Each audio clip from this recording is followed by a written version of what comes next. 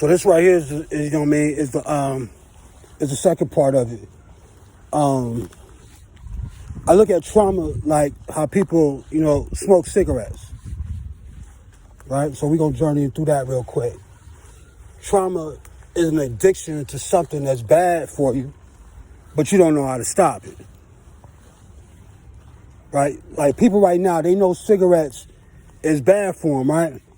But they've been addicted to the nicotine or addicted to something within the cigarette that's allowing them to continue to put something in their body that has the potential to kill them,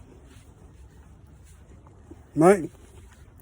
So that's what trauma is. Trauma has the potential to kill your mind and rob you of your happiness in this world. Everybody who's dealt with trauma knows they've been robbed of their happiness and their freedom and shit. But they don't know how to fucking stop the trauma or the addiction.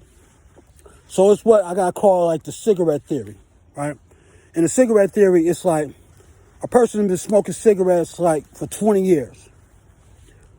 20 years straight and everything. So it's just like trauma, like, you know what I mean? You're gonna, like as a kid, when you first started smoking your first cigarette, you smoked one, got to coughing a little bit, it wasn't that bad, and then you smoked another one. Now you're smoking 2 cigarettes a day. Now you're smoking 4. Now you're smoking 12. Now you smoking 15. Now you smoking a pack and a half and shit like that. Like, it just keeps going on and on, right? And you don't realize and stuff that you're fucking basically killing yourself. Like, you know the cigarette is bad for you, but you can't stop it because it comes an addiction now. You have lost regard. You have lost your regard for your life.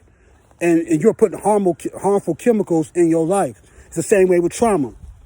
You're putting these harmful traumatic experiences, keep bringing them into your life over and over again. So 1 cigarette equals 1 trauma experience. Then you don't see nothing wrong with that. Then you're gonna get another trauma, and then you're gonna keep going. That you're gonna start going through life thinking that these experiences, these traumatic experiences, are not affecting you. And then like the cigarette smoke, you're gonna go to a doctor one day. Something tragic is gonna happen to make you want to be able to stop. It's gonna be something. Somebody had to die. You almost had a death-like situation. You went to the doctor. They say you got lung cancer or something, man. It's going to make your ass stop. It's going to be something that's going to remind you that your life is important and your life is valuable. So you're going to fucking want to stop smoking cigarettes. So when you stop smoking cigarettes, it's going to be hard. The same way breaking trauma is hard. You know what I'm saying? It's difficult. You know what I mean? You have to really surrender yourself to the to the change of behavior. And it's difficult. So once you start healing yourself from the cigarette smoke, going inside your lungs and smoking cigarettes every damn day, you're going to become healed, right?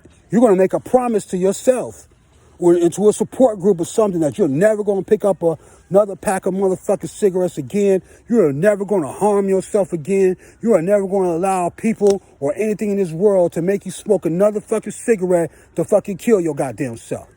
That's the same thing you tell your inner child when you're dealing with trauma. You're telling the inner child, like, I am never going to let nobody else hurt you.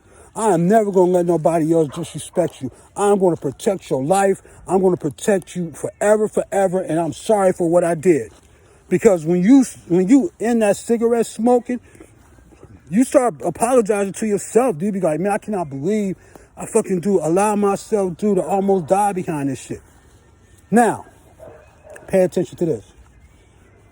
When you get around other people that smoke cigarettes, you immediately smell that smell. See, one thing about cigarette smoke, when you are addicted to it, you don't smell that nicotine that's in your hair, on your body, on your clothes. You don't even smell that shit, but somebody else who don't smoke can smell that shit, and it stinks. They're looking at you like, what the fuck do you smell like, dude? Why you smell like that? Same thing with trauma. Somebody who ain't have no traumas on their brain like that, they looking at the person with the trauma, be like, dog, how you moving like that? How you think like that? Why are you letting that person turn you into a slave? They looking at you crazy in a motherfucker. And that person who's traumatized is looking at them like, ain't nothing wrong with me. The same way the person who's smoking cigarettes, they're looking at the same way. Ain't nothing wrong with me. I'm cool, I'm fine. Whatever, right? Now, when you heal yourself of that, and you go through that rehabilitation process of changing, then what happens then? When you get around cigarette smoke, you hate that fucking smell. You hate that smell. You're going to lose friends. You're going to be like, man, you smell that shit. You're going to move the other way and shit, right? You're going to move another direction and shit because you made that promise to yourself that you will not do that shit ever again in life, and you just changed your behavior. You saved your life, so you don't want to be able to do anything to destroy your life again. That's the same thing with trauma. Once you heal yourself, you're not going to want to be around unhealed motherfuckers ever new. You're going to see that shit, you'll be like, man, get the fuck away from me, dude. Now, you may not even be like that vulgar sometimes, but you're not going to want to be around it. You're not going to be interested in trauma bonding. You're not even going to attract people around you that got trauma. I know, it's, you know what I'm saying, a couple Qs came over here. Some of them was pregnant before. You know what I mean? One of them had a baby already and shit. Other one was getting ready to have a baby. And I was asking them and shit, like, I was like, well, you over here, where's the father of the kid at? And shit like that.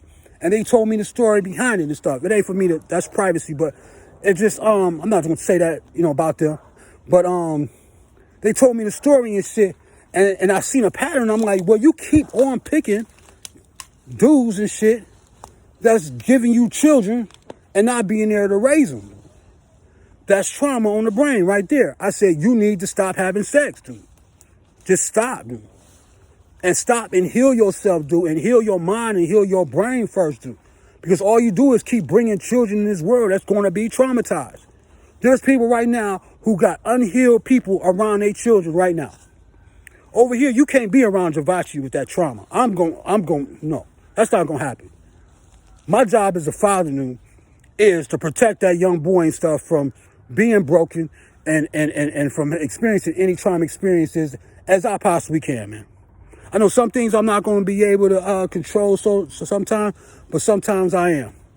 That's that fatherhood in me. And that's what I tell the Qs and shit too over here. I was like, you may not, it's just like this. Let me give you this example before I go. I see these people pulled up. Let me give you examples before I go. If I got a daughter, right, and just say her boyfriend beating her ass, right? I know he beating her ass. I know that shit, right? I'm going to tell her, I'm going to talk to her about it. I'm like, you need to leave that motherfucker. If she says shit like, oh, it's okay, he really didn't do it like that, you overreacting, blah, blah, blah, all that type of shit, right? Anytime I hear shit like that, I know they still got trauma on their brain. Because when you don't have trauma on your brain, you're not trying to protect your abuser at all. You're going to tell me to get rid of that motherfucker. So my job as a father would be like this. That's your boyfriend? Well, next time you see him, he's going to have some lumps on his motherfucking head. He ain't going to know I did it. The time after you see him after that, he's going to have more lumps on his head. What I'm going to do is I'm going to destroy the source of the trauma. I'm going to destroy the source of the domestic violence. I'm just going to save my fucking daughter, dude. I'm not about to listen to her with her trauma-ass brain and shit like that. I got to be able to heal her and help her. But in the process of doing that shit, I'm not going to keep letting her go through trauma over and over again while I'm healing her. No, I need to end that shit, right? So, yeah, every time she see that dude, man, he may have a black eye. He may have a broken leg or whatever like that. He going to get the picture. He going to understand. He going to move the fuck around. Because it's going to pop up in his head like, damn, I'm doing something unrighteous in my life. What am I doing? He going to start pinpointing at his motherfucking self. So sometimes, you know what I'm saying, over here, when you make a dedication to God and when you make a dedication to yourself, man, to be able to heal yourself and everything like that, ain't no coming back from that shit like that. You know what I'm saying? And sometimes I take matters in my own hands and destroying certain traumas that affect me, my son, or anybody else, the Qs, anybody else that I care about, man. So that's just part 2 of this and everything. And I got to go, man. We got to go make this happen real quick. Later.